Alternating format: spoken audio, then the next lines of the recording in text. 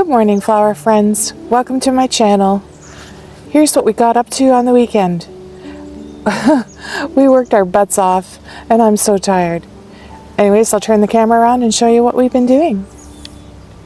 Here's what we've been working on. We raked, we picked rocks, we cut branches on this new property development. I can hardly wait till we see some signs of growth of the grass that we planted. But anyway,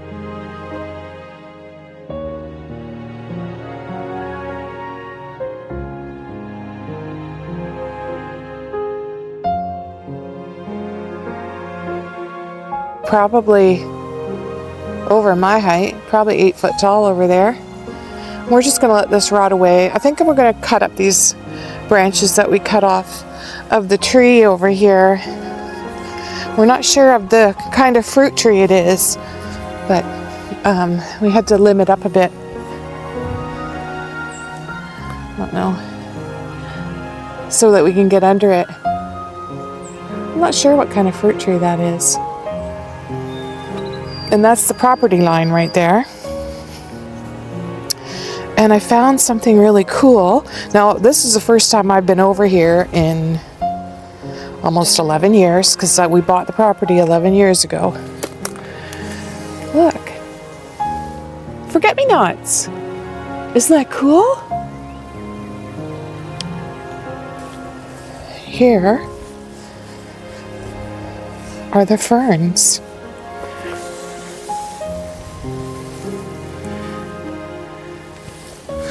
So I bought 10. Oh, you can see green coming up. I bought 10 from her, and we'll get those planted tonight probably. And they will colonize. And I just love buying from local people. Now this woman is in her 80s, and she hand digs these herself. And she charges $2 a plant. You can't beat that. And this is the flowering maple. And she said it can colonize aggressively too. And that's kind of what we want. Something to, come on, focus. Something to just sort of make it pretty along the edges until we get our evergreens put in. This is where we're going to plant the ostrich ferns in along here. Get them to colonize.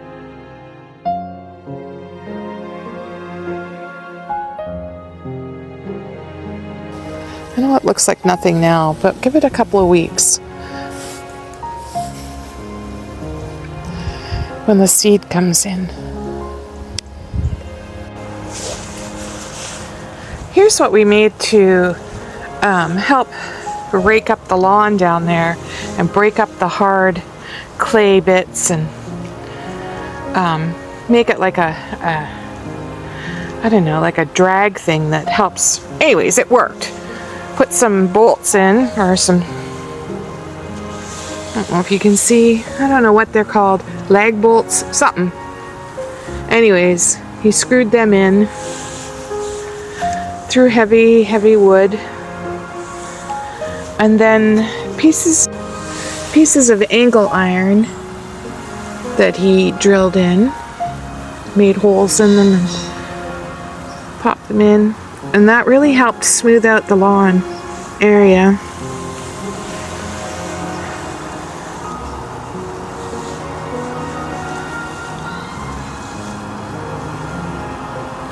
And that tow rope there is what he used to hook it up to the lawn tractor.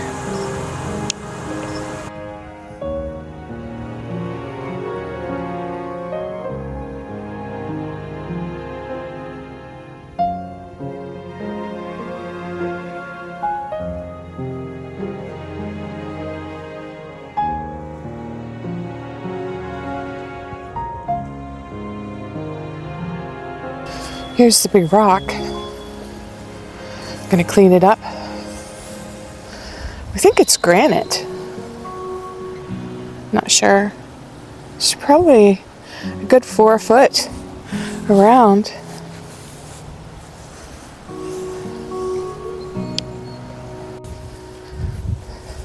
Well, here's one of the areas that we haven't worked on,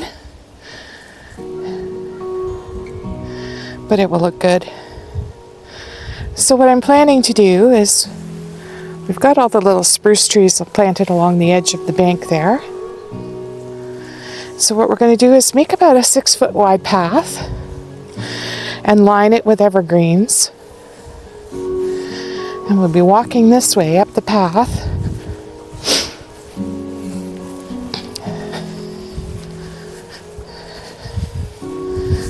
And then join up to the lawn up there. And then all over here, I'm going to plant more evergreens. Make it wider over here for me cutting the lawn. Because I was running out of room against these trees. This year I was probably going to have to stop going on this side, because the tree is getting so close.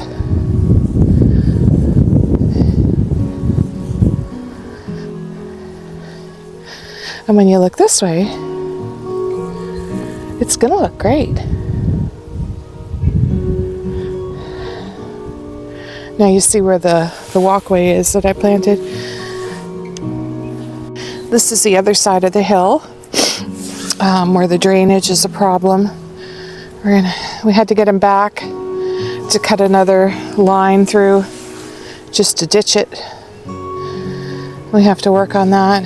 We did hope that it drained it a bit better.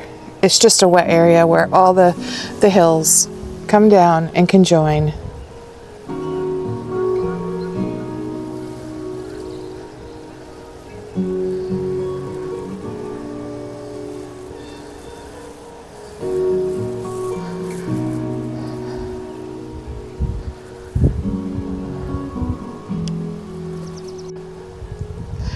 Here's another section that we're going to have to work on.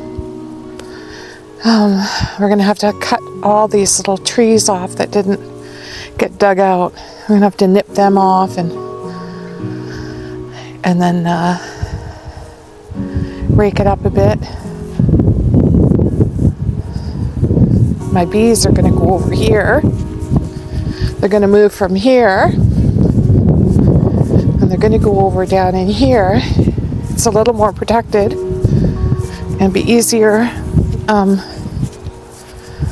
for me collecting honey and working on the hives if they're hopefully in a semicircle over here. And then I have lots of room to put out the hives, to work on them, new maintenance, and there's lots of room that when I do splits I can increase their colonies. But right now it just looks like a mess. But we'll get it there. We got the other area done. That's way down there. And we're working our way up. One night this week we'll come up and we'll start, and it'll probably take a few hours and we'll get it done.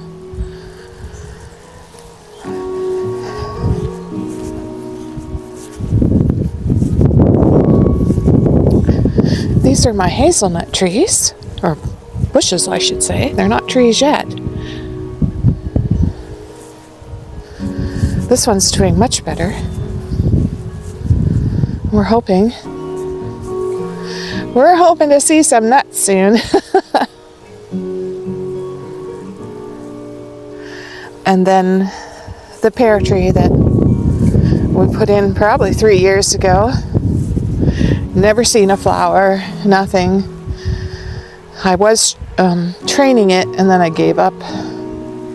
But we'll see. I don't see any fruit spurs yet, but you never know.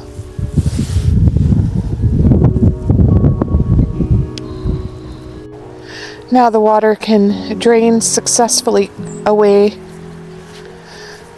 down there.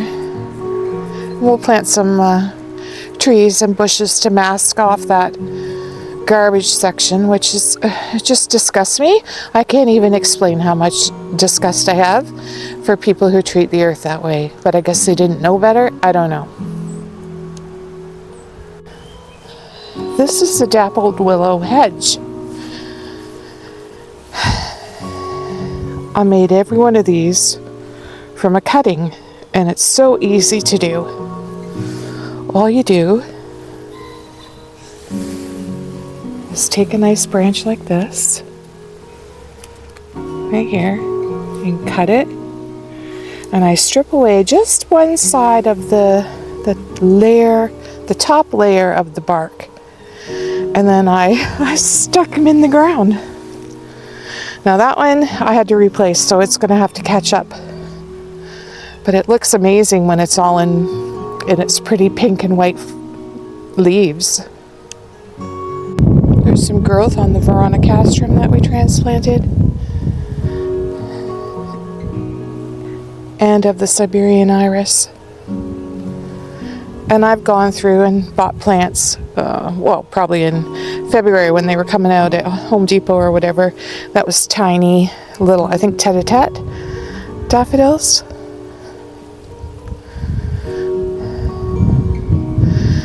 But it's nice to see the daffodils coming up. I planted those last fall before I even had a YouTube channel. And to me, it's really exciting to see them come.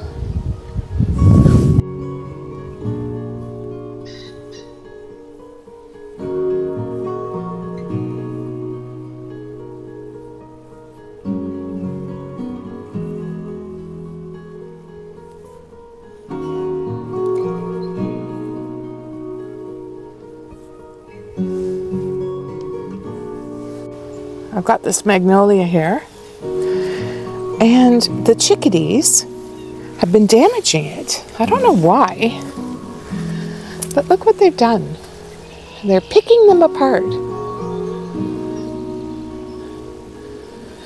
They're picking them all apart and throwing the petals on the ground. If anyone knows why the chickadees would be picking them apart, let me know in the comments, because they're almost ruined every bud.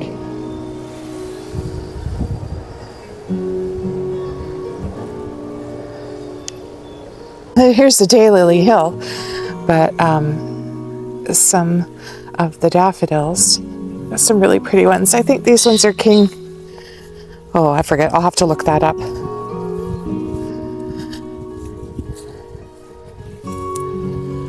That one. And that's a self-seeded lupin, which I'm not really happy about, but they're just so invasive. And there's that daffodil. I'm not sure of the names of these. I just bought them in a bag at Costco. I think I'll leave that lupin there. See how it does.